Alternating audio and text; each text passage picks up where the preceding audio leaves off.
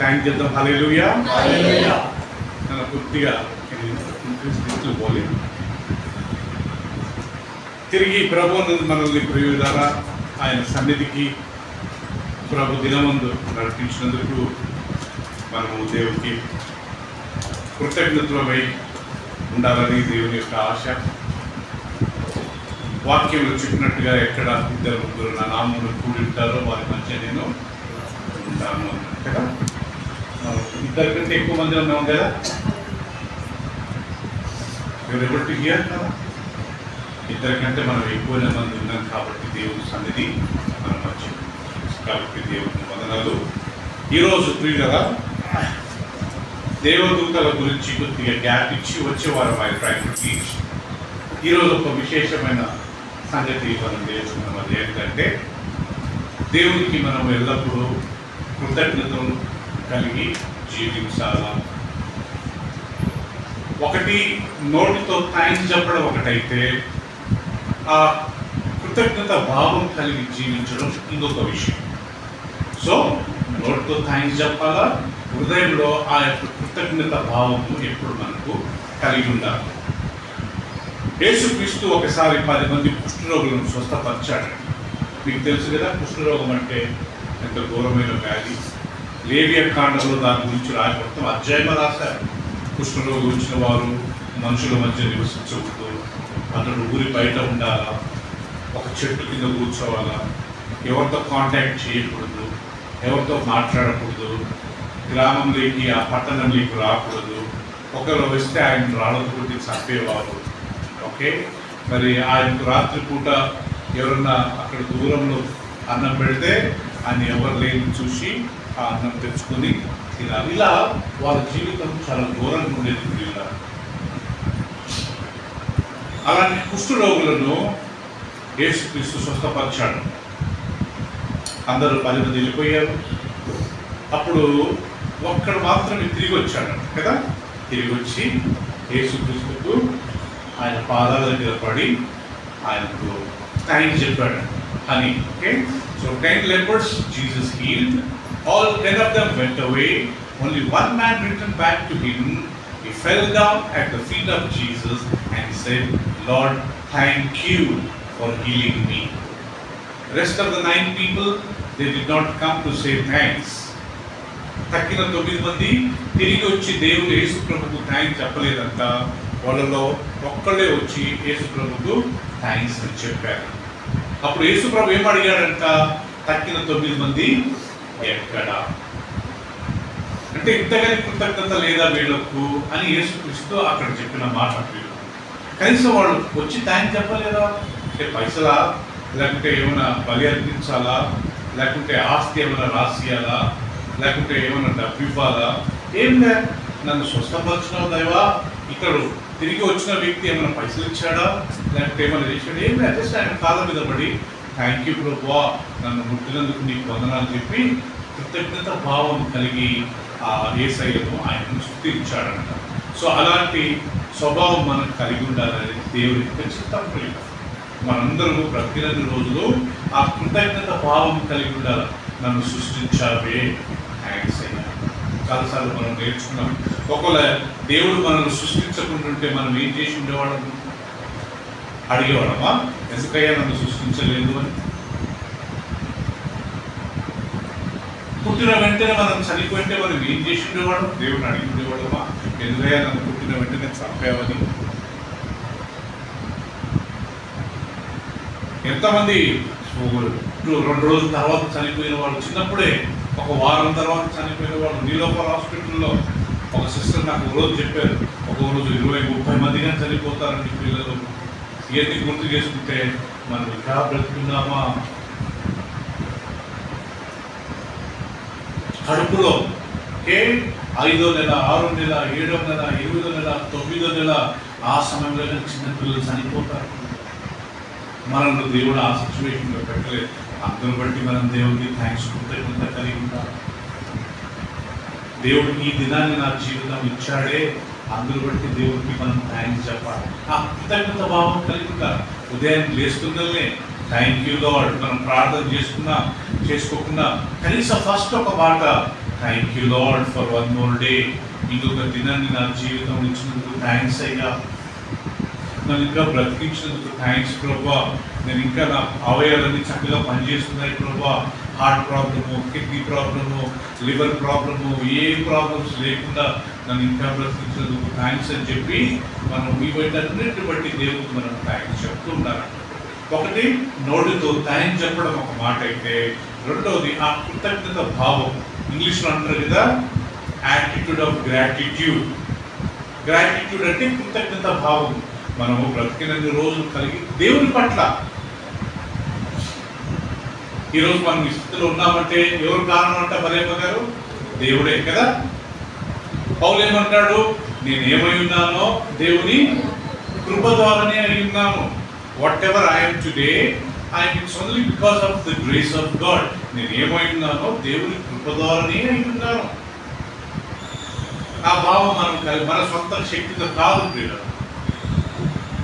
ఏదో మంచి ఆరోగ్యంగా ఉన్నామని కాదు కదా, మనం ఏదో బాగా చదువుకున్నాము లేకపోతే చాలా జ్ఞానవంతులమని కాదు. పోయినసారి మనం నేర్చుకున్నాం. ఇర్మియా 9:23 ఏముందంటే, జ్ఞాని తన జ్ఞానమును బట్టి అతిశయించకూడదు.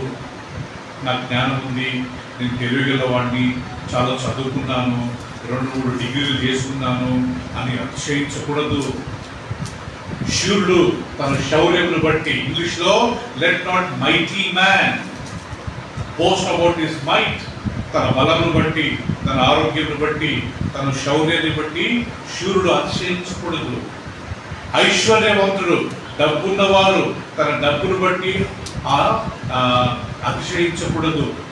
మరి దేని గురించి అతిశయించాలంట? నేను దేవుని ఎరిగిన్నానే, నేను బాప్తిసం తీసుకున్నానే, నేను ప్రభు దగ్గరికి వస్తున్నానే, ఆదివారం మందిరానికి వస్తున్నాను, గురువారం బైబిల్ స్టడీకి వస్తున్నాను, రోజు ఇంట్లో ప్రార్థన చేసుకుని బైబిల్ చదువుకుంటున్నాను, రేపు నేను చనిపోతే పరలోకానికి వెళ్తా. అది మనల్ని హ్యాపీగా చేయాలంట. దాన్ని బట్టి మనం సంతోషించాలంట. ఇంకా వేరే దేన్ని బట్టి మనం అతిశయించకూడదు. We should not feel proud, we should not boast our cells.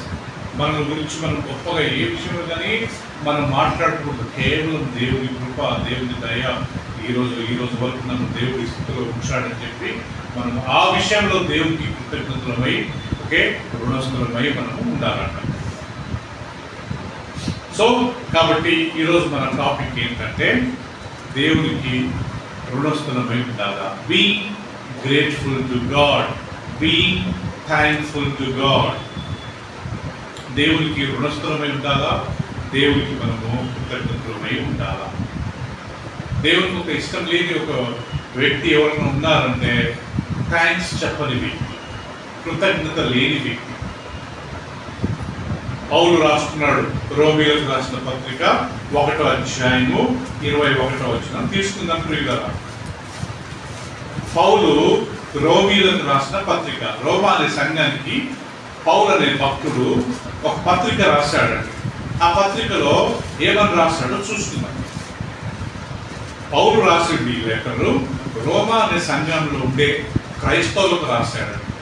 ఇక్కడ ఉన్న సంఘంలో వారికి రాస్తూ 1వ అధ్యాయం 21వ వచనంలో ఒకసారి మనం గమనించినట్లయితే, మీరు చూస్తే నేను చదువుతున్నాను, మీరు అందరు మీకు ఈ వాక్యాలు చూడండి కదా, నేను చదువుతాను.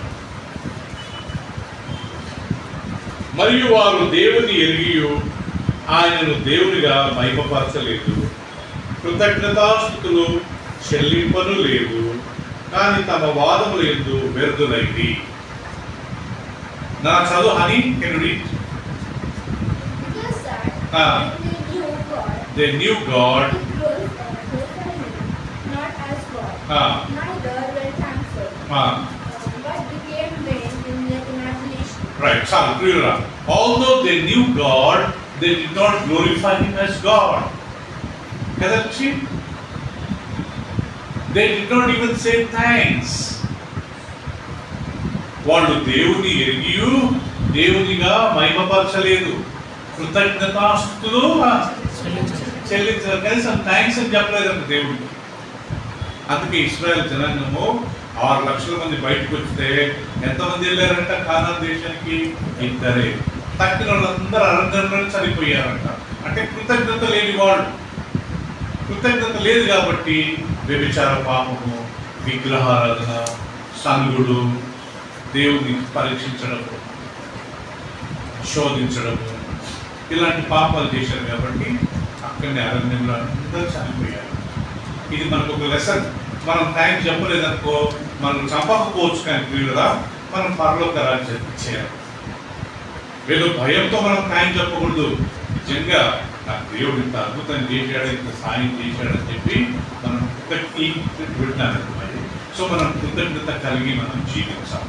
సో వీళ్ళరా నేను ఒక 2-3 సార్లు చెప్పాను అనుకుంటాను. యేసుక్రీస్తు ఈ లోకంలో ఉండగా, ఈ భూమి మీద ఉన్నప్పుడు ఆయన గారి దేవునికి థ్యాంక్స్ చెప్పాడు. యేసుక్రీస్తు ఈ లోకంలో ఉన్నప్పుడు యేసుక్రీస్తు గారి దేవునికి థ్యాంక్స్ అని చెప్పాడంట. ఎక్కడ చెప్పాడు? ఎవరికైనా గుర్తుందా?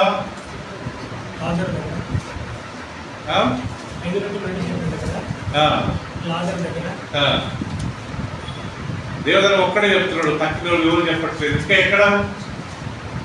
యేసుక్రీస్తు తండ్రికి థ్యాంక్స్ చెప్పాడంట.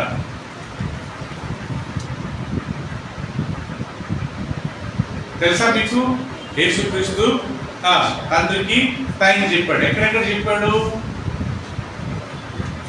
రైట్. ఈరోజు మనం యేసుక్రీస్తు తండ్రికి థ్యాంక్స్ చెప్పిన విషయాన్ని మనం కొద్దిసేపు ధ్యానించుకుందాం. ఓకే, 5 స్థలాలలో యేసుక్రీస్తు తండ్రికి థ్యాంక్ యూ తండ్రి.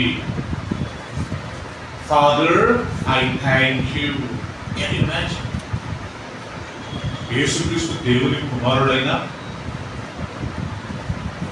మనం ఎంతమంది పిల్లలము మన పేరెంట్స్కి థ్యాంక్స్ చెప్పాము. కనీసం ఈరోజు నుంచి నేర్చుకున్నాం. యేసుక్రీస్తు దేవుని కుమారుడే, ఆయన గారు ఏం చెప్పాడంట? థ్యాంక్ యూ ప్రభువా. ఎప్పుడన్నా నేను మా సన్నికి ఎప్పుడన్నా మెసేజ్ టెక్స్ట్ పెట్టినప్పుడు ఆయన థ్యాంక్ యూ డాడ్ అని పెడతారు. Thanks dad. మనం పేరెంట్స్కి ఎప్పుడన్నా కనీసం మెసేజ్లో థ్యాంక్స్ అని పెట్టామా? ఎప్పుడన్నా థ్యాంక్స్ చెప్పామా? Mummy thank you, daddy thank you, whatever it reason. కానీ యేసుక్రీస్తు దేవుని కుమారుడై ఉంది కానీ తండ్రికి ఆయన థ్యాంక్స్ చెప్పాడు. మొదటిది ఎక్కడ చెప్పాడు చూడండి, మత్తయి సువార్త 11వ అధ్యాయము. అందరు తీసినట్లయితే నేను చదువుతాను. యేసుక్రీస్తు తండ్రి అయిన దేవునికి థ్యాంక్స్ అని చెప్పాడు, కృతజ్ఞత చెల్లించాడు. ఎక్కడ చెప్పాడంట? మొదటిది మత్తయి సువార్త 11వ అధ్యాయము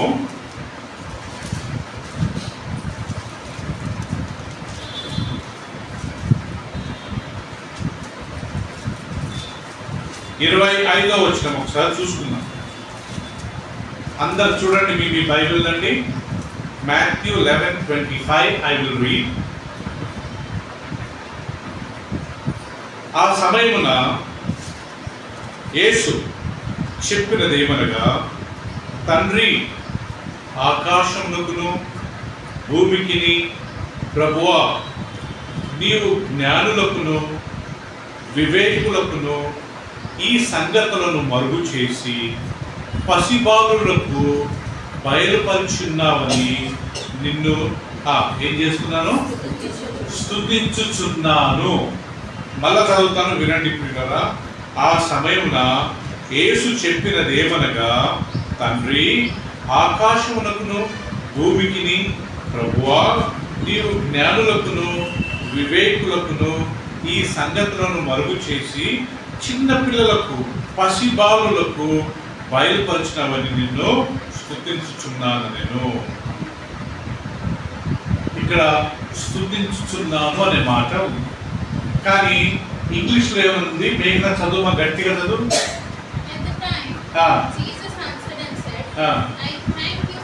I thank you, Father, Lord of heaven and earth, that you have hidden these things from the wise and prudent and have revealed them to babies. So ఇక్కడ గమనించండి, యేసుక్రీస్తు తండ్రికి కృతజ్ఞత చెల్లిస్తున్నాడు. తెలుగులో స్తుతించుతున్నాను అంది, బట్ యాక్చువల్గా ఇంగ్లీష్లో I thank you father for hiding these things from prudent wise and revealing these things to little babes. ప్రభువా, ఈ భూమిని ఆకాశంకు ప్రభువా, భూమికి ఆకాశానికి అధిపతి అయిన దేవా, ఈ సంగతులను, ఈ మర్మాలను, ఈ వాక్యంలో ఉండే మర్మాలను ఈ జ్ఞానవంతులు, ఈ చదువుకున్న పరిచయులు, ఈ శాస్త్రులు, మేము చాలా తెలివిల వాళ్ళం అనుకునే వారికి నువ్వు మరుగుపరిచావు. ఎవరికి బయలుపరిచావు? అది చిన్న పసిబాలులు. ఎవరి పసిబాలులు అంటే మన లాంటి వాడు. నేను జ్ఞాని అనుకునే వారికి దేవుడు వాక్యాన్ని బయలుపరచాడు. ఎవరికి బయలుపరుస్తాడు? నాకేం తెలియదు అని తగ్గించుకున్న వాళ్ళకు ఇక్కడ పసిబాలు ఎవరంటే శిష్యులు అంట. చేపలు పట్టేవాళ్ళు, గొర్రెల కాపర్లు, వలలు కుట్టేవారు, ఓకే, యేసుక్రీస్తును వెంబడించిన వాళ్ళంతా మ్యాక్సిమం వాళ్ళే. ఇలా 12 మందిలో చదువుకున్న వాళ్ళు ఎవరంటే లూకా ఒక్కడే. He was a doctor. Matthew tax collector, కొద్దిగా చదువు వచ్చిండొచ్చు. కానీ మ్యాక్సిమము ఒకసారి కొంతమంది అరే ఈ పామర్లు ఇంత జ్ఞానం ఎక్కడిది, చదువు లేని వారికి ఇంత జ్ఞానం ఎక్కడిది అని చెప్పి యేసుక్రీస్తు శిష్యులను చూసి వాళ్ళు అన్నారంట. అంటే యేసుక్రీస్తు శిష్యులు పెద్దగా చదువుకున్న వాళ్ళు కాదు, కానీ వాళ్లకు దేవుడు వాక్యాన్ని బయలుపరిచాడు. కానీ పరిసయ్యులు, శాస్త్రులు, ఆ రోజుల్లో చాలా మంది ధర్మోపదేశకులు, ధర్మశాస్త్రం ఉపదేశించేవారు, ధర్మోపదేశకులు, వారికి దేవుడు వాక్యాన్ని బయలుపరచలేదు. వాళ్ళు డిగ్రీలు పెట్టుకున్నారు కానీ తెలివి లేనే లేదు, వాళ్ళ జ్ఞానం లేనే లేదు. అమెరికాలో ఒక సిస్టమ్ ఉంది, అదేం తెలుసా అండి? డిగ్రీ చదువుకుంటూ వేరేటోళ్ళ దగ్గర పరీక్షలు రాపిస్తుంటారు. అది మోసం, అన్యాయం. వాళ్ళకి తెలివి ఉండదు, పైసలు ఇచ్చి వేరేటోళ్ళతో రాపిస్తారు కానీ వీళ్ళు చదువుకోరు. వీళ్ళు ఏం చేస్తారంటే వీళ్ళు డబ్బు సంపాదించడము, వీళ్ళు లైఫ్లో ఎంజాయ్ చేయడం, అంతేగాని వీళ్ళు డబ్బు ఇచ్చి డిగ్రీలు సంపాదించుకుంటారు. అలాంటి వ్యక్తులు ఈ వ్యక్తులు అన్నమాట. దేవుడు ఇలా జ్ఞానాన్ని, దేవుడు వాక్యాన్ని వాళ్ళకు బయలుపరచలేదు. ఎవరు బయలుపరచాడు? నాకేం తెలియదు ప్రభువా, ఓకే అన్న ఈ శిష్యులకు బయలుపరచాడు. సో అందరూ బట్టి యేసుక్రీస్తు తండ్రికి థాంక్స్. ఓ తండ్రి, నువ్వు ఈ జ్ఞానులకు, ఈ బుద్ధిమంతులకు నీ యొక్క మర్మాలను దాచిపెట్టి ఎవరు బయలుపరిచావు? చిన్నపిల్లల లాంటి ఈ శిష్యులకు, చిన్నపిల్లల లాంటి ఈ వ్యక్తులకు నువ్వు బయలుపరిచావు. అందుని బట్టి నేను నీకేం చెప్తున్నాను? థ్యాంక్స్ అయ్యా. ఇంకొక మాట చెప్పాలంటే యేసుక్రీస్తు తండ్రికి ఎందుకు థ్యాంక్స్ చెప్పాడంట? దేవుడు వాక్యాన్ని బట్టి థ్యాంక్స్ చెప్పాడు. ఈరోజు మనం ప్రియులరా ఇంత ఈ స్థితిలో ఉన్నామంటే మనకు దేవుడు వాక్యాన్ని దేవుడు బయలుపరిచినందుకే. ఈ లోకంలో చాలా మంది ఉన్నారు చదువుకున్న వాళ్ళు ప్రియులరా, కానీ వాక్యం తెలియదు. వాళ్ళ ప్రవర్తన, వాళ్ళ యొక్క లైఫ్ స్టైల్ చూశారా ప్రియులరా? మనం కంట్రోల్లో ఉన్నామంటే దేవుని వాక్యం మనకు తెలుసు కాబట్టి. లేకపోతే మనం కానీ ఈ లోకం ప్రకారం జీవించి దేవునికి దూరమైపోయేవాడు. సో యేసుక్రీస్తు మొదటిసారి తండ్రికి థ్యాంక్స్ చెప్తున్నాడు. తండ్రి, ఇదో ఈ పరలోక రాజ్యం యొక్క మర్మాలను నువ్వు దాచిపెట్టి, ఓకే, ఈ చిన్న పిల్లలకు, శిష్యులకు నువ్వు బయలుపరిచినందుకు నేను నీకు కృతజ్ఞతాస్తుతులు చెల్లిస్తున్నాను. I thank you father. మీరు ఎక్కడన్నా గమనించండి, యేసుక్రీస్తు తండ్రికి ప్రార్థించినప్పుడు తండ్రి అన్నాడు కానీ దేవా అనలేదు, ప్రభు అనలేదు. ఏమన్నాడంట ప్రతిసారి? తండ్రి. చూడండి మళ్ళా వాక్యం 11:25. ఆ సమయంలో యేసు చెప్పినదేమనగా, తండ్రి, ఆకాశమునకును భూమికిని ప్రభువా, నీవు జ్ఞానులకును వివేకులకును ఈ సంగతులను మరుగు చేసి పసిబాలులకు బయలుపరుచున్నావని నిన్ను స్తుతించుచున్నాను. తండ్రి. యేసుక్రీస్తు ఎప్పుడు ఆయన ప్రార్థించినప్పుడు, దేవునికి స్తుతించినప్పుడు ఎవరి మాట చెప్పేవాడంట? తండ్రి. సో మనం కానీ ఎక్కువ మటుకు దేవుడిని స్తుతించినప్పుడు ఏమని స్తుతించాలంట? తండ్రి, ఫాదర్. రైట్. రెండవది, యేసుక్రీస్తు ఎక్కడ థాంక్స్ చెప్పాడు దేవునికి అంటే మత్తయి సువార్త 15వ అధ్యాయము. తీయండి, చాలా ఇంట్రెస్టింగ్ ఉంది.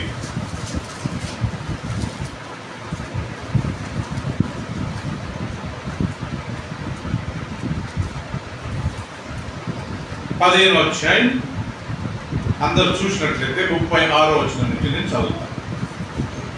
అప్పుడు ఆయన నేల మీద కూర్చున్నాడని జనసమూహమునకు ఆజ్ఞాపించి ఆ 7 రొట్టెలను ఆ చేపలను పట్టుకొని కృతజ్ఞతాస్తుతులు చెల్లించి వాటిని విరిచి తన శిష్యులకు ఇచ్చెను.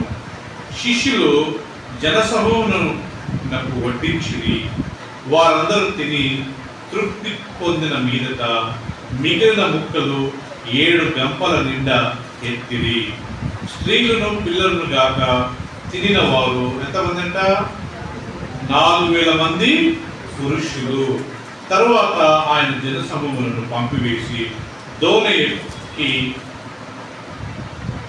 మగదాను ప్రాంతంలోకి వచ్చి. సో ప్రియులారా, రెండవది యేసుక్రీస్తు ఎక్కడ థాంక్స్ చెప్పాడంట? 5 రొట్టెలు కాదట. చూడండి ఏమనుందో, 7 రొట్టెలు. ఇంకొక వాక్యంలో 5 రొట్టెలు 2 చేపలు. అంటే యేసుక్రీస్తు ఈ భూలోకంలో ఉన్నప్పుడు ఈ రొట్టెలు చేపలు ఎన్నిసార్లు పంచాడంట? 2 సార్లు. ఇది గుర్తుపెట్టుకుని ప్రియులారా, చాలా మంది 5 రొట్టెలు అంటుంటారు. ఓకే, ఇక్కడ క్లియర్ గా రాయబడింది 7 రొట్టెలు. ఫస్ట్ ఇన్సిడెంట్ లో 7 రొట్టెలు ప్లస్ కొన్ని చేపలు ఆయన పంచాడంట. ఎంతమందికి? 4000 మందికి. ఇంకొక స్థలంలో 5000 మందికి. నాకే ఆశ్చర్యమైంది ఈ వాక్యం చదువుతున్నప్పుడు. అంటే యేసుక్రీస్తు 2 సార్లు రొట్టెలను పంచాడనమాట. ఒకసారి 4000 మందికి, ఇంకోసారి 5000 మందికి. ఒకసారి 7 రొట్టెలు, ఇంకోసారి 5 రొట్టెలు, 2 చేపలు. ఇక్కడ ఎన్ని చేపలను లేదు కానీ ప్రియులారా, ఆయన చేపలను ఉంది. సో అందరినీ వీళ్ళంతా 3 రోజులు వాక్యం వినడానికి వచ్చారంట. వేరే గ్రామాల నుంచి వచ్చారంట ప్రియులారా. వచ్చి వాక్యం విని విని విని 3 రోజులు మేము డే అండ్ నైట్ వాక్యం చెప్తుంటే వీళ్ళు విన్నారంట. మేము యేసుక్రీస్తు బ్రేక్ ఇచ్చాడో లేదు మనకు తెలియదు, కానీ డే అండ్ నైట్ చెప్తున్నాడంట. వీళ్ళు వాక్యం విన్నారంట. మళ్ళీ వీళ్ళు వెళ్ళేటప్పుడు ఎక్కడన్నా కళ్ళు తిరిగి పడిపోతారేమో అని చెప్పి యేసుక్రీస్తు ఓకే వీళ్ళందరినీ కూర్చోబెట్టి, మరి ఆ ఎవరో చిన్న పిల్లడు రొట్టెలు తెచ్చినట్టున్నాడు. ఆ రొట్టెలు 7 రొట్టెలు 2 చేపలు ఆయన ఆకాశం వైపు చేతులెత్తి తల ఎత్తి దేవుడికి కృతజ్ఞతాస్తుతులు చెల్లించాడు. He gave thanks to God. యేసుక్రీస్తు అన్నం ఆహారం పంచక ముందు దేవుడికి థ్యాంక్స్ చెప్పి పంచాడు. మనం ఎవరైనా లంచ్కి డిన్నర్ తీసినా మనం ఏం చేయాలంట? దేవుడికి థ్యాంక్స్ చెప్పి మనం పంచామనుకోండి, మనకి ఇంట్లో పొదువా ఉండదు. తినేటప్పుడు కానీ మనం ఎవరైనా ఇంటికి వెళ్ళినప్పుడు మనం తినేటప్పుడు కానీ థ్యాంక్స్ చెప్పి తిన్నప్పుడు అది మనకు డ్రెస్సింగ్గా ఉంటుంది. వేరే వాళ్ళ ఇంటికి వెళ్ళినప్పుడే కాదు, మన సొంత ఇళ్ళల్లో ఉన్నప్పుడు కానీ దేవుడికి థ్యాంక్స్ చెప్పాలి. టీ తాగినా, స్నాక్స్ తిన్నా థ్యాంక్ యూ ప్రభా అని తింటే ఎంతో బాగుంటుందో.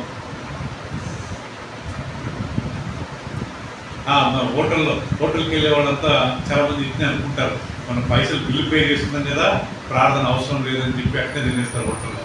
మనం బిల్లు పే చేసిన దేవుడే కదా అంటే బిల్లు ఇచ్చేది మనం. అది హోటల్ కానివ్వండి, ఇంట్లో కానివ్వండి, పెళ్లి కానివ్వండి, బర్త్డే కానివ్వండి, ఏ ఫంక్షన్ అయినా కానివ్వండి, మనం కృతజ్ఞతాస్తుతులు చెల్లించి థ్యాంక్స్ చెప్పి మనం తిన్నప్పుడు అది ఆశీర్వాదం. మన మనసులో కానీ మనసులో ప్రార్థన చేసుకోవచ్చు. థ్యాంక్ యూ ప్రభా, ఈ ఆహారం ఇచ్చారు. దేవుని వాక్యంలో రాయబడ్డది, ప్రార్థించుకున్నప్పుడు ఆ ఆహారం పరిశుద్ధపరచబడుతుందంట. The food will be sanctified.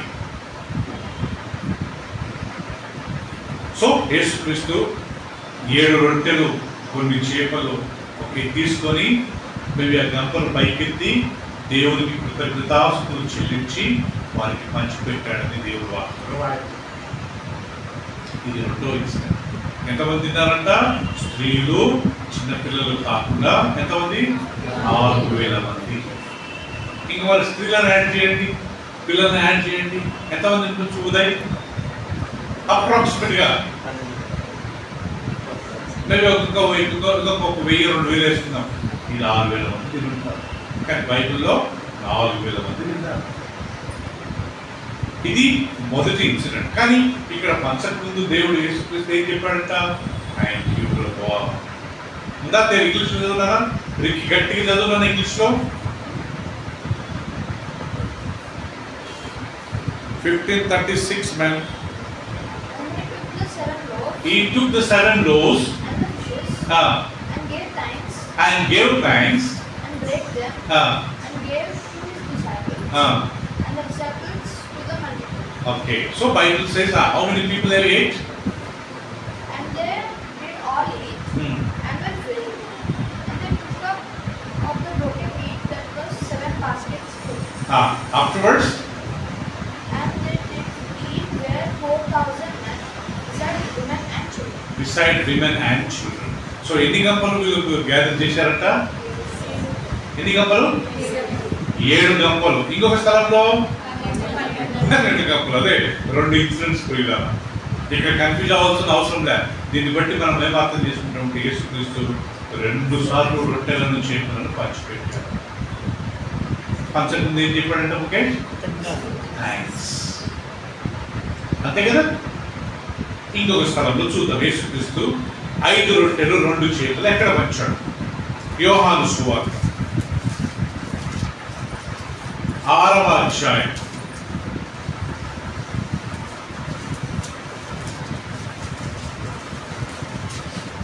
యోహాను సువార్త 6వ అధ్యాయం.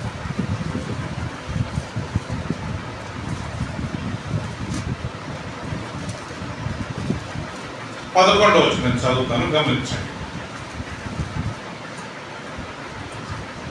6వ అధ్యాయము 11వ వచనం అండి.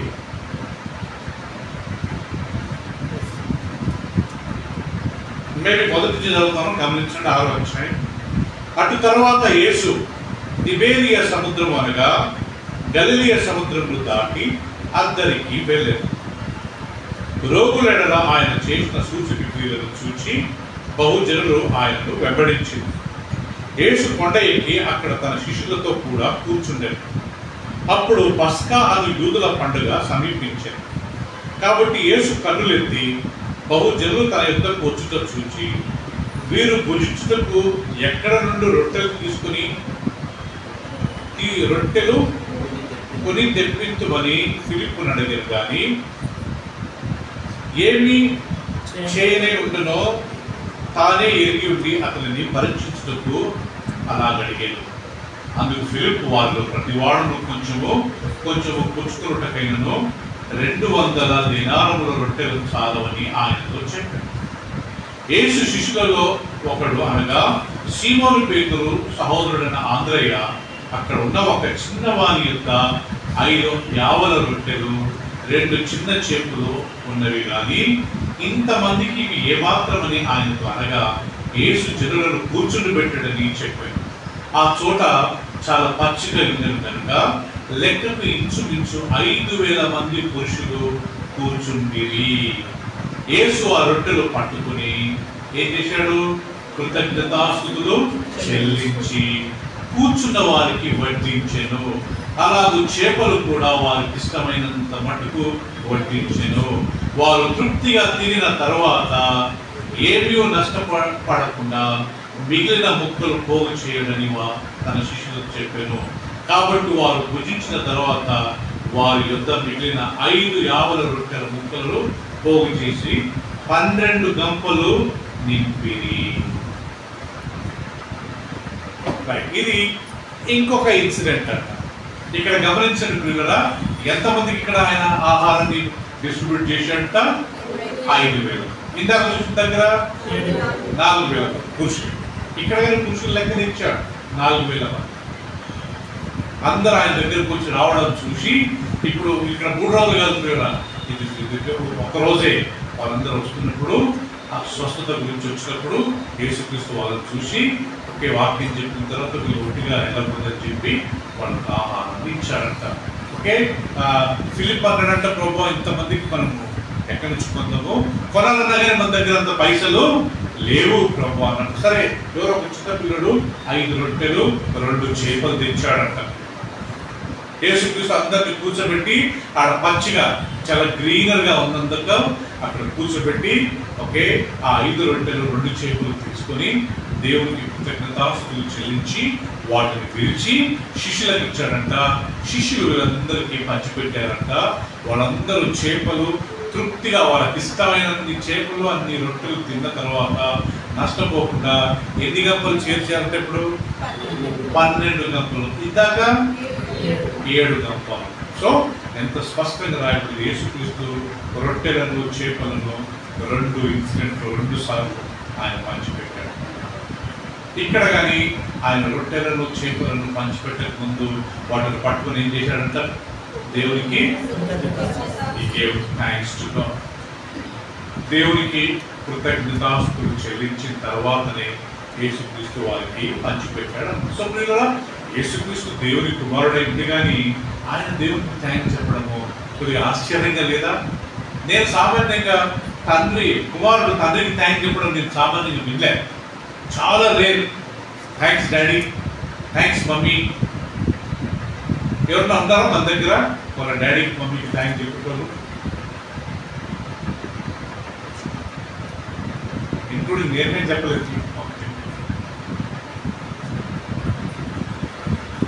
కానీ చెప్తే బాగుంటుంది కదా కదా. సో ఇక్కడ తండ్రికి యేసుక్రీస్తు కృతజ్ఞతాస్తులు చెల్లించడని. సో ఒకటి, దేవుని వాక్యాన్ని బట్టి దేవునికి కృతజ్ఞతాస్తులు చెల్లించాడు.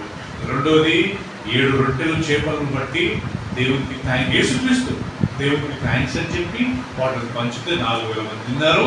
అండ్ మిగిలిన వాళ్ళు చేర్చినప్పుడు 7 గంపలు మిగిలినాయి. రెండో ఇన్సిడెంట్లో 5 రొట్టెలు 2 చేపలు ఎంతమంది పంచాడు? 5000 మంది పురుషులకు పంచాడు.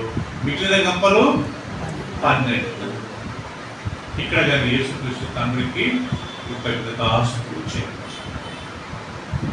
4వ ఇన్సిడెంట్, యేసుక్రీస్తు ఎక్కడ దేవునికి థ్యాంక్స్ చెప్పాడు? యోహాను సువార్త 11వ అధ్యాయం.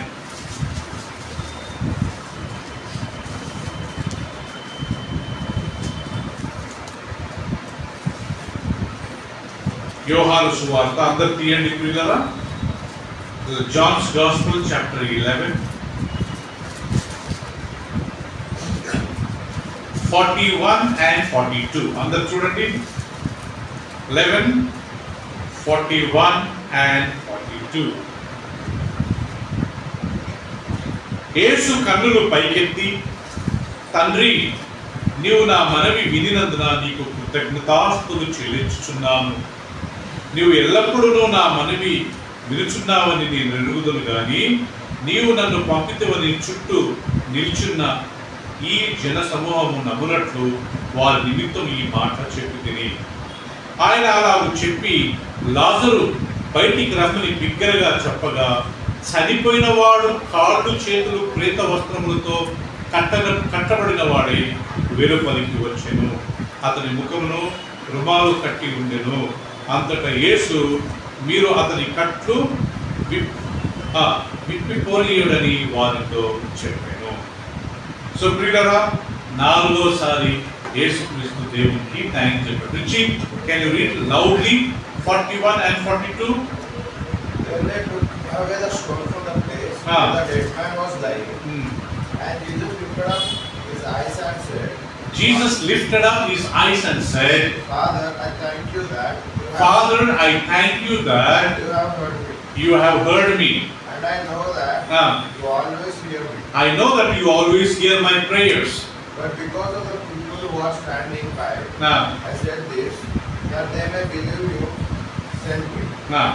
Afterwards, now when he said these things, he cried with a loud voice, Lazarus, come forth. And he who had died came out, bound hand and foot with the grey clothes, and his face was wrapped with the cloth. Jesus said to them, loose him and let him go. Let him go. Loose his bindings. ఆయన ముఖము కాళ్ళు చేతులు అన్ని ప్రియులరా తల నుంచి కాళ్ళు వరకు ఒక బట్టతో చుడతారంట చనిపోయిన తర్వాత. యూదుల ఆచారం ప్రకారము ఒక వ్యక్తి చనిపోతే కాల్వరండి. ఒక వ్యక్తి చనిపోతే మీకు తెలుసు కదా, పార్సీ దీంట్లో వాళ్ళను పశువులకు పెడతాడు, గద్దలకు పెడతారు. రాబందులు వచ్చి ఆ డెడ్ బాడీని తింటారు. వాళ్ళ బోన్స్ మిగిలితే ఆ బోన్స్ను వాళ్ళు మంచిగా పౌడర్ చేసి దాన్ని దేంట్లో కలిపి మళ్ళీ అదే పశువులకు అదే పక్షులకు పెడతారండి. కానీ దేవుడు వాక్యం ప్రకారము దేవుని వాక్యం ప్రకారం ఒక వ్యక్తి చనిపోతే పాతి పెట్టాలి. ఎందుకు? యేసుక్రీస్తు అంటాడు, ఒక విత్తనము నాటినప్పుడు అది లోపలికి వెళ్ళి చనిపోయిన తర్వాత కొత్త శరీరంలో ఎలా బయటకు వస్తుందో, విత్తనాన్ని మనం వేసినప్పుడు అది చనిపోయి కొత్త మొలక వస్తుంది కదా, అలా చనిపోయిన వ్యక్తిని మనం పాతి పెట్టినప్పుడు అతడు పునరుత్థాన దినమందు కొత్తగా లేస్తాడని దేవుని వాక్యంలో రాయబడింది. మరి మీరు అనవచ్చు, మరి కాల్చిన వాళ్ళు లేయలేరా? దేవునికి అసాధ్యమైనది ఏం లేదు. కానీ దేవుని వాక్యం ప్రకారం ఒక వ్యక్తి చనిపోయినప్పుడు కాల్వడం కంటే అతను పాతి పెట్టడం చాలా మంచిది. నాకు ఒకసారి బాధ అనిపిస్తుంది, ఆ చనిపోయిన వారిని వాళ్ళ ఆచరణ ప్రకారం వాళ్ళు చేస్తారు. కానీ దేవుని వాక్యం, మన వాక్యం ప్రకారం మాత్రము ఎంత స్పష్టంగా రాయబడిందంటే వాళ్ళు పాతి పెట్టబడతారు. యూదుల ఆచరణ ప్రకారము ఒక వ్యక్తి చనిపోయిన తర్వాత తల నుంచి కాలు వరకు ఒక బట్టను చుట్టి ఇప్పుడు అప్పటికే లాజరు 4 days or 3 days అయిపోయింది ఆయన చనిపోయి. అప్పటికి ఇద్దరు సిస్టర్స్ మార్తా మరియా, అమ్మ యేసయ్య ఆయన ఇప్పటికే చనిపోయి 4 రోజులు అవుతుంది, ఓకే అని ఒక మాట చెప్పాలంటే కంపు కొడుతుంది, ఆయన ఏం చేయొద్దు అన్నట్టుగా వెళ్ళినప్పుడు యేసుక్రీస్తు అంటాడు, అమ్మ నువ్వు నమ్మినట్లయితే దేవుని మహిమను చూడగలుగుతావు అని చెప్పి యేసుక్రీస్తు ఆ బండ యొక్క ఆ యొక్క దాని మీద ఉన్న ఆ రాతిని తొలగించిన తర్వాత ఆకాశం వైపు కన్నులెత్తి మీరు ఎప్పుడైనా గమనించండి, యేసుక్రీస్తు దేవునికి ప్రార్థించినా, దేవునికి థ్యాంక్స్ చెప్పినా ఎప్పుడు తల కిందికి దించుకొని చెప్పలేదండి. ఆయన ఎల్లప్పుడూ ఆకాశం వైపు కన్నులు పైకెత్తి దేవునికి థ్యాంక్స్ చెప్పేవారు. ఆరాధించేవారు, ప్రార్థించేవారు మనం ఎప్పుడు ఆకాశం వైపు కన్నులు ఎత్తే ఆరాధించాలా, ప్రార్థించాలి. ఎందుకు? మన దేవుడు ఎక్కడున్నాడు? చెప్పండి, ఆకాశం మందు ఉన్నాడు. కొండల వైపు నాకు కన్నులెత్తుచున్నాను, నాకు సహాయము ఎక్కడ నుండి వచ్చును? భూమి ఆకాశంలో సూచించిన యెహోవా నుండియే కదా. కీర్తన 122వ అధ్యాయంలో ఆ మాట ఇక్కడ తీయండి. Psalm 122. కొండల వైపు అంటే పర్వతాల వైపు నా కన్నులెత్తుచున్నాను. చదువుమా అందరు తీసిన తర్వాత. Let everyone take 121. Sorry, 121. కొండల తట్టు నా కన్నులెత్తుచున్నాను, కొండల తట్టు నా కన్నులెత్తుచున్నాను, నాకు సహాయము ఎక్కడ నుండి వచ్చును? నాకు సహాయం ఎక్కడ నుండి వచ్చును? యెహోవా వల్లే నాకు సహాయం కలుగును, యెహోవా నుండే నాకు సహాయం కలుగును. ఇక్కడ గమనించండి, కొండల వైపు నా కన్నులెత్తుచున్నాను. ఒకే చదువు కదా. I will lift up my eyes unto the hills. From whence comes my help? My help comes from the Lord. He made heaven and earth. Right, చూడండి పిల్లరా, ఆకాశం వైపు నా కన్నులెత్తుచున్నాను, కొండల వైపు నా కన్నులెత్తుచున్నాను. దేవుని బిడ్డలము, క్రైస్తవులమైన మనము ప్రార్థించిన, ఆరాధించిన, దేవుని స్తుతించిన ఎలా స్తుతించాలట? ఆకాశం వైపు కన్నులెత్తుతాం. యేసుక్రీస్తు ఎంత ధైర్యంగా తండ్రితో మాట్లాడుతున్నాడు. మాట్లాడినప్పుడల్లా ఆయన ఆకాశం వైపు తన తల ఎత్తి, మేము చేతులు ఎత్తి దేవునితో ఆయన మాట్లాడుతున్న దేవునికి కృతజ్ఞతాస్తుతులు ఆయన చేస్తున్నాడు. ఇక్కడ రాయబడిన పిల్లరా, లాజరు యేసుప్రభుని చాలా ప్రేమించాడు. యెరూషలేము నుంచి ఒక 12-13 కిలోమీటర్లు ఉంటుందండి బెతనీ. ఇప్పుడు ఉంది ఆ పట్టణం, ఆ గ్రామం. ఆ బెతనీలో ఉండేవారంట వీళ్ళు, లాజరు, ఆయనకి ఇద్దరు సిస్టర్స్ మేరీ, మార్తా. వీళ్ళు యేసుప్రభుని చాలా ప్రేమించారు. యేసుక్రీస్తు గారిని వీళ్ళని చాలా ప్రేమించేవాడు. ఒకరోజు ఆయన సిక్ అయ్యాడు. సిక్ అయిన తర్వాత యేసుప్రభు దగ్గర కబురు వచ్చింది, ఏమని? లాజరు సిక్ అయ్యాడు. యేసుప్రభు వెళ్ళలేదు, ఆయన చనిపోయే వరకు ఆగాడు. ఎందుకు? సిక్ అయిన వ్యక్తికి వెళ్ళి ప్రేయర్ చేస్తే పెద్ద గొప్పతనం ఏముంది? ఆయన చనిపోయిన తర్వాత పోయి లేపితే అందరు నమ్ముతారు కదా. అందుకే ఆయన చనిపోయే వరకు ఆగాడు. బైబిల్లో రాయబడింది కదా. అప్పుడు చనిపోయిన వెంటనే యేసుక్రీస్తు తెలిసింది, మన సహోదరుడు లాజరు నిద్రించుచున్నాడు, చనిపోలేదని లేదు. యేసుప్రభుని నమ్ముకుని ఎవరో చనిపోతే వాళ్ళు చనిపోయిన లేదు, ఎవరుందంటే వాళ్ళు నిద్రించుచున్నారు. అందుకే నేను ఎప్పుడైనా మా డాడీ గురించి చెప్తే నేను ఆయన ఏమంటానంటే, మా డాడీ ప్రభులో నిద్రిస్తున్నాడు. అంతేనా? మా డాడీ చచ్చిపోయాడు, ఈజ్ నో మోర్ అనకూడదండి. ప్రభుని నమ్ముకున్నవాడు ఆయన ప్రభు దగ్గరికి వెళ్ళాడు, ఆయన ప్రభులో నిద్రిస్తున్నాడు, నిద్రించాడు. లాజరు చనిపోతూ ఆయన నిద్రించుతున్నాడు, మనం వెళ్ళి ఆయన లేపుతాం పదాన్ని యేసుక్రీస్తు అక్కడికి వెళ్ళాడు. అక్కడ పెద్ద సంభాషణ జరిగింది. నేను ఎప్పుడు తాను, నేనే జీవనై ఉన్నాను, నన్ను నమ్మిన వాడు చనిపోయినా లేస్తాడు. ఆయన ఒక్కొక్కరు మనందరికీ వర్తిస్తుంది. మనం ప్రభుని నమ్ముకుని బాప్తిసం తీసుకుని ప్రభు రాత్రి పనులలో ఎవరెవరైతే పాలు పొందుతున్నారో వాళ్ళు చనిపోతే వాళ్ళకి కానీ రేపు పునరుత్థానం ఉంది. ఎవరెవరైతే ప్రభులో నిద్రిస్తారో వాళ్ళందరినీ యేసు ప్రభు వల్ల లేపుతాడు. 5 రొట్టెలు 2 చేపలు పంచినప్పుడు ఆయన చెప్పాడంట. 7 రొట్టెలు చేపలు పంచినప్పుడు దేవుడికి ఆయన చెప్పాడంట. దేవుడు వాక్యంను బట్టి, దేవా ఈ సంగతులను వీళ్ళకు మరుగుపరిచి నీ బిడ్డలైన ఈ యొక్క పసిబాలకు బయలుపరిచినందుకు నీకు కృతజ్ఞతాస్తుతులు చెల్లిస్తున్నానని దేవుడికి ఆయన చెప్పాడు. లాజరు సమాధి దగ్గరికి వచ్చి, దేవా నీకు కృతజ్ఞతలు వందనాలని చెప్పి దేవుడు కృతజ్ఞత చెల్లించాడు. ఇప్పుడు ఎన్నిసార్లు చెప్పాడంటే థ్యాంక్స్ చెప్పాడు? ఇప్పుడు 4 అయింది, అంతేనా? ఇప్పుడు 5వసారి ఎక్కడ చెప్పాడు చూద్దామండి. మత్తయి సువార్త, లూకా సువార్త 22వ అధ్యాయం.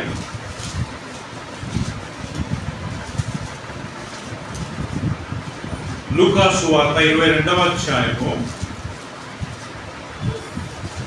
అందరు గమనించండి. 17, 18 నేను చదువుతాను.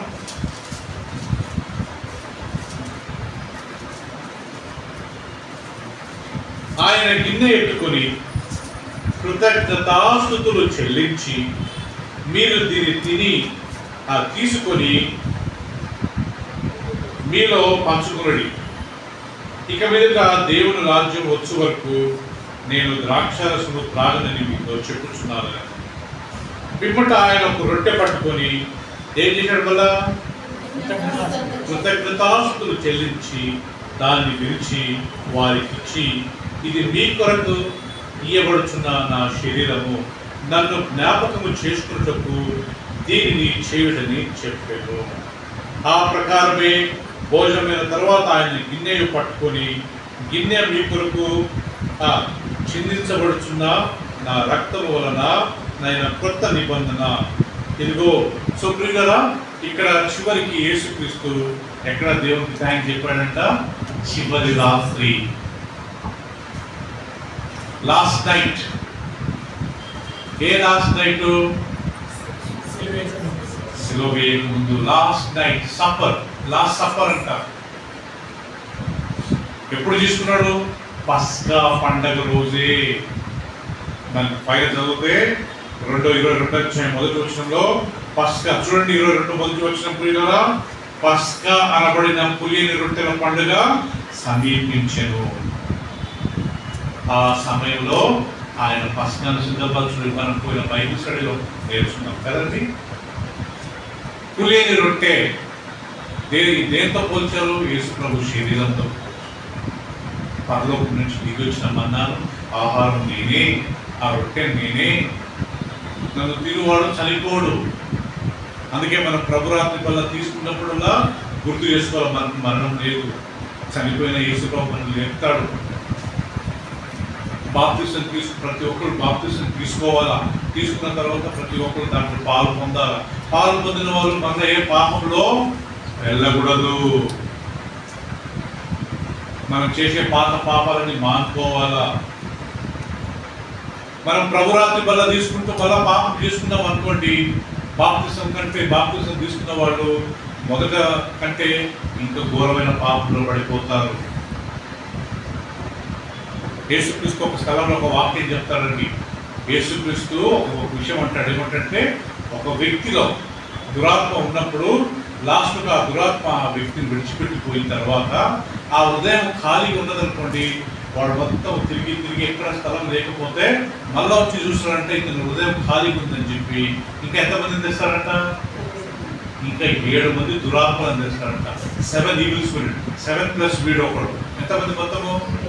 8 మంది వచ్చి అతని జీవితంలో ఆయన హృదయంలో చొరబడి మొదట దానికంటే ఇతని జీవితంలో ఘోరంగా మారిపోతారు.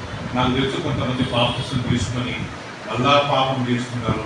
వాళ్ళు ఒకరోజు చూడండి వాళ్ళ స్థితి ఎంత ఘోరమైపోతుందంటే, ఆ బాప్తిసం తీసుకోకుండా ఒక సైతంతో ఒక పాపములు ఉండే, ఇప్పుడు అన్ని పాపాలు చేస్తుంటారు.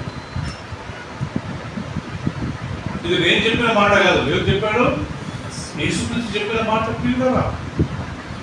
బాప్తిసం తీసుకోకముందు చాలా బాగుండేవారు, బాప్తిసం తీసుకున్నారు, మళ్ళీ అదే స్నేహితులు, అదే ఫ్రెండ్షిప్, అదే పాపము, అదే స్మోకింగ్, అదే డ్రింకింగ్, అదే అన్యాయము, అదే మోసము, అదే పాత జీవితం మళ్ళా నేర్చుకున్నారు.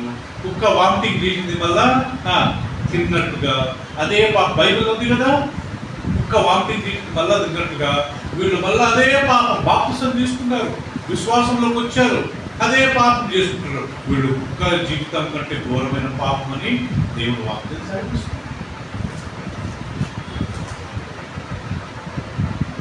సో వీళ్ళు ప్రభు నమ్ముకున్నా బాగుండేది అని ప్రభు వాక్యం నమ్ముకొని యూదా గురించి ఏమంటాడు యేసుక్రీస్తు?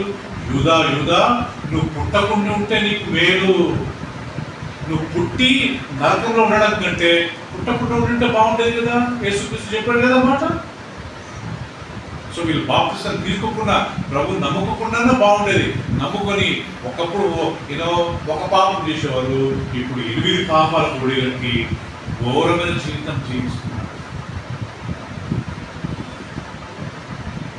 సో మనం ఏదైనా పాపం చేయకముందు, అబద్ధం ఆడకముందు, ఏదైనా మోసం చేయకముందు, ఏదైనా తప్పుడు పని చేయకముందు ఒక 10 సార్లు ఆలోచించాలి కదా, ఇది కరెక్టేనా?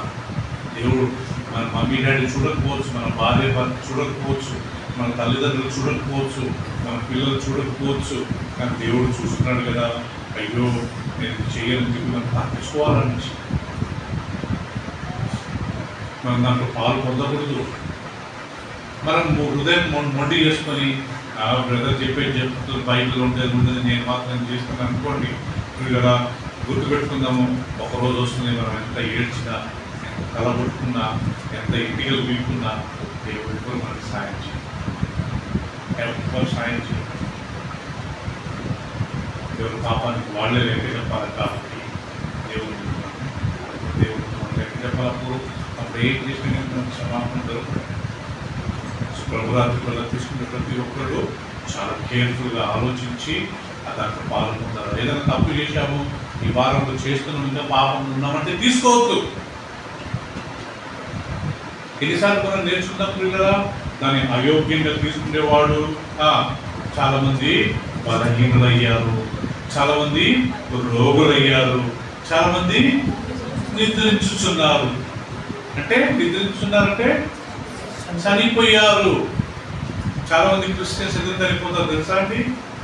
ఈ ప్రభురాత్రి వల్ల పాపం చేసుకుంటా తీసుకుంటారు. అరే మంచిగా ఉండే, నిన్న అంతా మాట్లాడాడు, పాపానికి భయపడడు. ఎందుకు దేవుడు మనం ప్రతి ఆదివారం ఎందుకు రప్పిస్తున్నాడు ఇక్కడికి, ప్రతి గురువారం ఎందుకు రప్పిస్తున్నాడు? పాపం చేయొద్దు, దేవుడికి దగ్గర కావాలా, దేవుడు వాక్యానికి లోబడాలా. రేపు మనం చనిపోతే దేవుడి దగ్గరికి వెళ్తాము. పెళ్ళయ్యేవారు కాగండి, ఆ సమయం వచ్చేవారు కాగండి. దాని ముందు ఎన్నో త్వరపడి పాపం చేయొద్దు. ప్రభురాత్రులను తీసుకునేటప్పుడు దాన్ని పరీక్షించుకోవాలా. ఏదో ప్రతి వారం అంకులు ఇస్తున్నారు, ఏదో బ్రదర్ ఇస్తున్నారని మనం తీసుకోకూడదు. ఏమైనా తప్ప అనిపిస్తే, ఏమైనా పాపం చేస్తున్నాము, ఇంకా పాపలు ఉన్నామంటే తీసుకోకూడదు. ఎవరైనా ఏమైనా అనుకుంటారని తీసుకున్నాం అనుకోండి, రేపు శిక్ష వచ్చినప్పుడు ఎవరు వస్తారు మన దగ్గరికి? ఎవరు రారు.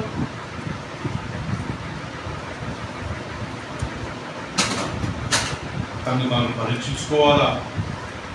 పరీక్షించుకుని దాంట్లో పాలు పొందినప్పుడే ఆశీర్వాదం, కానీ దానికి ఆశీర్వాదం. సో ఇప్పుడు 5 సార్లు దేవుడు యేసుక్రీస్తు దేవుడికి థ్యాంక్ చెప్పాడు. ఒకటి దేవుడు వాక్యాలను బట్టి థ్యాంక్ చెప్పాడు. రెండోది 7 రొట్టెలు చేపలను బట్టి దేవుడికి థ్యాంక్ చెప్పాడు. మూడోది 5 రొట్టెలు 2 చేపలను బట్టి దేవుడికి థ్యాంక్ చెప్పాడు. నాలుగోది లాజరు సమాధి దగ్గర దేవునికి కృతజ్ఞతాస్తుతులు చెల్లించాడు. దాని తర్వాత చివరికి ప్రభురాత్రి వల్ల చివరి రాత్రి ఇంకా రేపు పొద్దున్నే ఆయన తీసుకెళ్ళి చంపేస్తారు, సిలువ వేస్తారు. ఆ రాత్రి రొట్టెని తీసుకొని కృతజ్ఞతాస్తుతులు చెల్లించి దాన్ని విరిచి వాయించారు. అదైన తర్వాత ద్రాక్షరసం పట్టుకొని దేవుడికి కృతజ్ఞతాస్తుతులు చెల్లించి దేవుడికి సాగులని వాళ్ళకి అందించి, ఇది మీ కొరకు చిందించబడిన నా కృత నిబంధన దీంట్లో మీరు పాల్గొంటారని చెప్పారు. సో ప్రియులారా, ఈ 5 సార్లు యేసుక్రీస్తు తండ్రి అయిన దేవుడికి ఏం చెప్పాడట? థ్యాంక్స్ అని చెప్పాడు, కృతజ్ఞతాస్తుతులు చెల్లించాడని వాక్యంలో.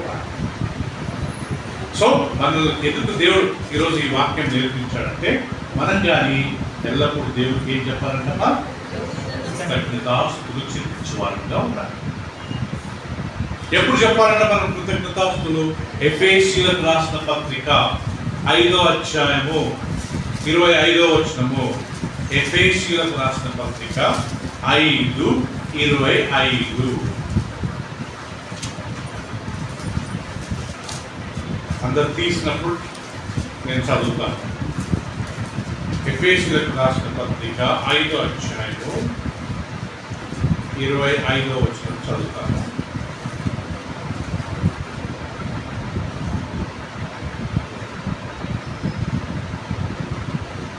సారీ అండి, 20 వచనం అనుకుంటాను. మన ప్రభు అయిన యేసుక్రీస్తు పేరట సమస్తమును గూర్చి తండ్రి అయిన దేవునికి ఎల్లప్పుడూ కృతజ్ఞతాస్తుతులు చెల్లించుచు క్రీస్తు నందుని భయముతో ఒకరికొకడు లోబడి ఉండుడి. మళ్ళా చదువుతాను, వినండి ప్రియులారా. 5వ అధ్యాయం 20వ వచనం. మన ప్రభు అయిన యేసుక్రీస్తు పేరట సమస్తమును గూర్చి ఎవరికి? తండ్రి అయిన దేవునికి ఎప్పుడు? ఎల్లప్పుడూ కృతజ్ఞతాస్తుతులు చెల్లించుచు క్రీస్తు నందలి భయముతో ఒకరికొకడు లోబడి ఉండుడి అని నువ్వు చదువుకుంట ఇంగ్లీష్ లో లౌడ్లీ. Giving thanks always. ఈ ఫస్ట్ గుర్తుపెట్టుకోండి, always. Okay Dhanalakshmi, when should we give thanks? Always. Always అంటే ఎల్లప్పుడు. తర్వాత సెకండ్ది for all things. All things అంటే అన్ని విషయంలో, ప్రతి విషయంలో. ఓకేనా? థర్డ్,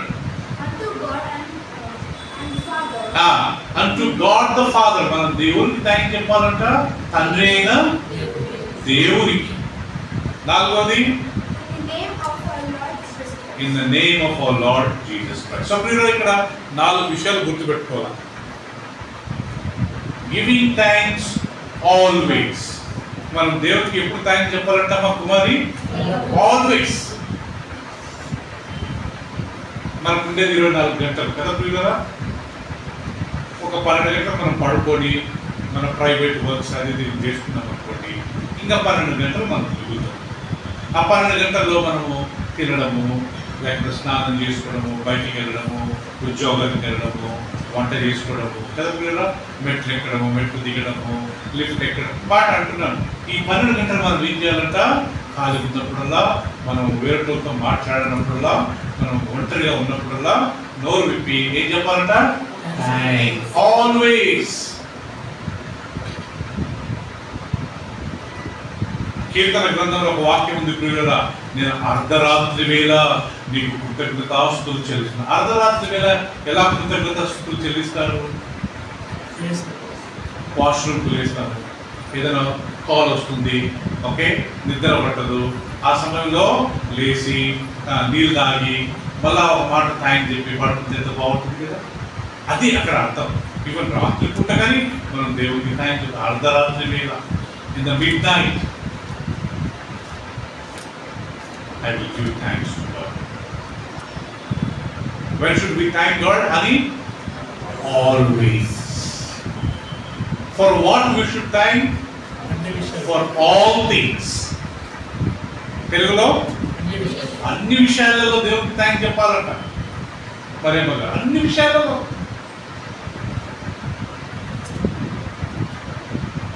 భార్యను బట్టి థ్యాంక్స్ ప్రభు, భర్తను బట్టి థ్యాంక్స్ ప్రభు, నా పిల్లలను బట్టి థ్యాంక్స్ ప్రభు, నా తల్లిదండ్రులను బట్టి థ్యాంక్స్ ప్రభు, మా అత్తమామలను బట్టి థ్యాంక్స్ ప్రభు, నాకు ఇచ్చిన తమ్ముడిని బట్టి, నాకు ఇచ్చిన అన్నను బట్టి, మా అక్కను బట్టి థ్యాంక్స్, నా తమ్ముడిని బట్టి thanks Prabhu. Thanks for my grand parents lord. Thank you for this house lord.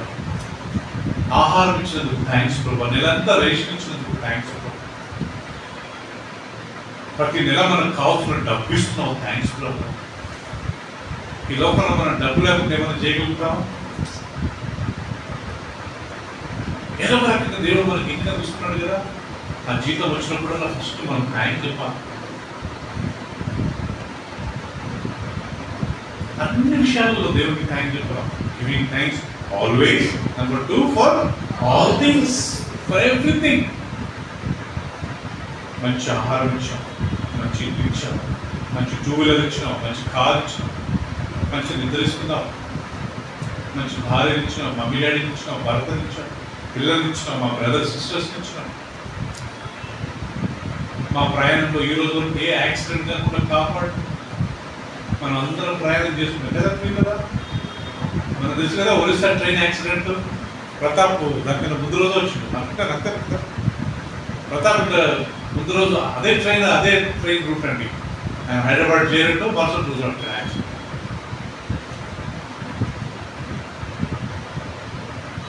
మన ప్రయాణంలో చక్కగా కాపాడుతున్నాడు. Giving thanks always for everything. ఎల్లప్పుడూ ప్రతి విషయంలో ఎవరికి మనం కృతజ్ఞత చెల్లించాలి? తండ్రి కదా, దేవునికి. Giving thanks to the God the Father in the name of Yesu ప్రభు నామములో. అందుకే ప్రతిసారి యేసు ప్రభు నామములో ప్రార్థిస్తున్నాం తండ్రి. యేసు నామములో ఈ కృతజ్ఞత మీకు చెల్లిస్తున్నాం ప్రభువా. ఈ ఆరాధన యేసు నామములో మీకు సమర్పిస్తున్నాం తండ్రి.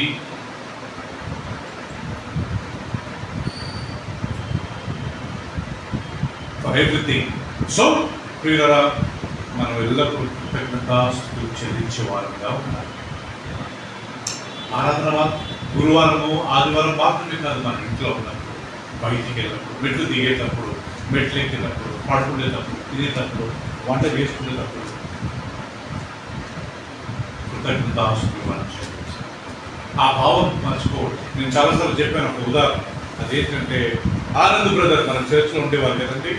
ఆనంద్ బ్రదర్ ఆయన ఒకసారి ఏమైందో తెలియదు, కళ్ళన్నీ మెల్లబోయాయి. ఏదో చేస్తున్నాడు. ఇమ్మీడియట్గా వాళ్ళ వైఫ్ స్వప్న కాల్ చేసి, బ్రదర్ ఆనంద్ బ్రదర్ టైప్ చేస్తున్నారు, ప్లీజ్ బ్రదర్ ఏదైనా. నేను ఇమ్మీడియట్గా వెళ్ళాను బ్రదర్. వెళ్తే ఆయన కళ్ళన్నీ మెల్లబోయి ఏదో మాట్లాడుతున్నాడు. ఈ రోజు నాట్ ఇన్ కంట్రోల్. అప్పుడు మన దగ్గర స్విఫ్ట్ కార్ ఉండే. ఇమ్మీడియట్గా నేను ఆయన తీసుకొని అక్కడ అపోలో హాస్పిటల్ జూబ్లీ హిల్స్ అక్కడికి తీసుకెళ్ళాను.